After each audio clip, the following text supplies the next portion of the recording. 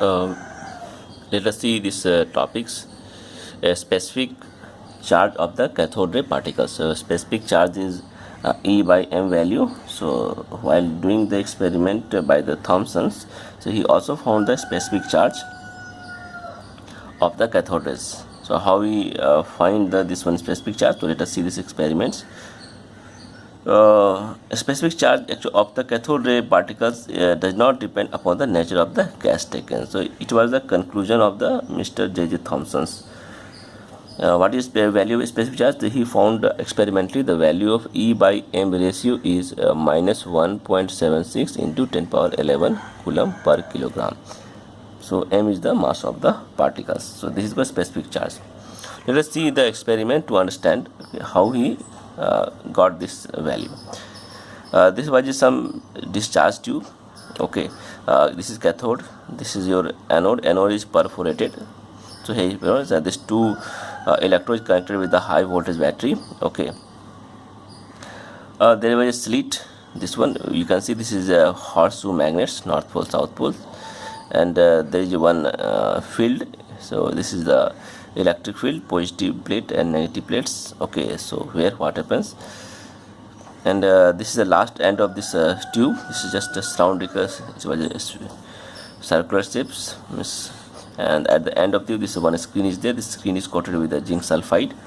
Okay, so when this high voltage is connected, so what happens, this cathode ray will produce this one radiations rays, the cathode rays.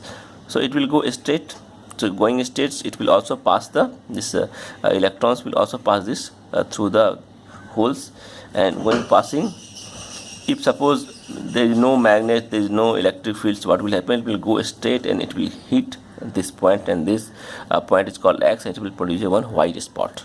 Okay, but what will happen if you produce here magnets and electric field? So this will not go straight, it will be get deflected over this side. So on deflecting, it will be go this point, so it will go X to Y point. Okay, here it will deflections. So this is the bright spots, and this is, I have written here, path with balanced electric and magnetic field over here, and this is the path of the magnetic field is coming this side. So if you see the experiments, so what were the basically, so on these experiments basically conclusions were there. Cathode ray generated passed through the perforated anode, yes, okay, and slit, and these rays strike the zinc sulfide coated screens where the bright luminous spot X was obtained. Second steps, what was that? Magnetic field is applied and it interacts with the cathode ray particles. Spot X shifted to Y. So what happened? Spot X shifted by on applying the magnetic field. So just we have seen it here. This was the spot X and it shifted to Y. So on applying the magnetic field. Second, now electric field is applied and its strength is adjusted such that spot Y is shifted to X again. So we can see here, so after Y, so on applying the electric field, it will shifted to X. So let us see the calculation, observation and conclusion. So what was the observation and conclusion Mr. Thomson found? An electron is moving a velocity v perpendicular to the homogeneous magnetic field subject to produce the Lorentz force. So this is the when any electron is moving in the electric field, so this is called Lorentz force. So Lorentz force value is charge of the electron into v into v. V is the magnetic field of the value, magnitude of the magnetic field or magnetic force. Again, the particle moving with a speed u, it travels in a circular arc of radius arc with centripetal force. So for this one, centripetal force value is mu square by r. So this is the second equations. Now a spot is constant as a position at position y. So it is constant at position y. So where magnetic field is equal to electric field is constant. So here we can write here Lorentz force is equal to mu centripetal force, both are equal, this is the value. So if you write E by m, this is equal to u by r into b. Okay, so this is nothing but the specific charge. This is the equation number 3. Now when electric field is applied, the spot again shifted to position X. Why? Because the electrostatic force acting upon the cathode ray particles, and its strength is equal to the magnetic field is shifted to the x, y, from y to x, just we have seen the previous diagram also. So in this case what happens, electrical force is equal to E into capital E. So E is the charge, and this is the numerical equation of this one. And again electric field is again equal to magnetic field at that point also when it's shifted to y to x spot. So again equation number 5. So if you balance this equation, we will get here E into equal to B into E. Okay, so putting this is equation 3. Equation 3 was what? E by m equal to u divided by r into b, and here we got the value of u equal to E by b. So E by m equal to E square by b square into r. Okay, so we know the radius means how much deflection take place. E we know the b, we know this. On calculating this whole value, strength of the magnetic field, electric field, so we'll get the E by m, that is 1.7 into 10 to the power 11 coulomb per kilogram, or we can write 1.7 into 10 to the power 8 coulomb per gram. So 8 means gram, 11 means kilogram. Okay, why negative? Because value of the charge is negative. So this was the basically value of the specific charge found by the Mr. J.J. Thomson, and this was the major you can say change in the history.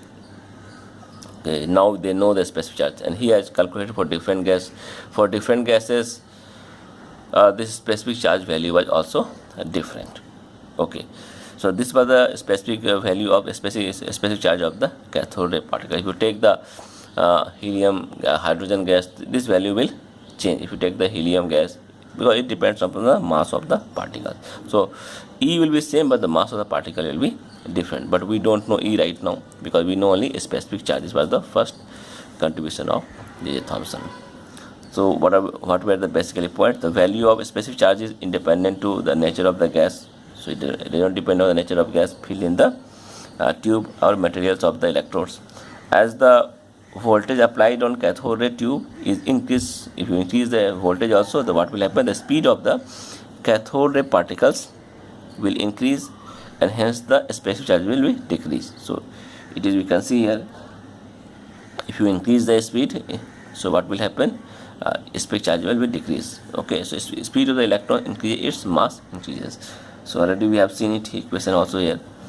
U equal to E by B, and E by m equal to E divided by B square by R. So again,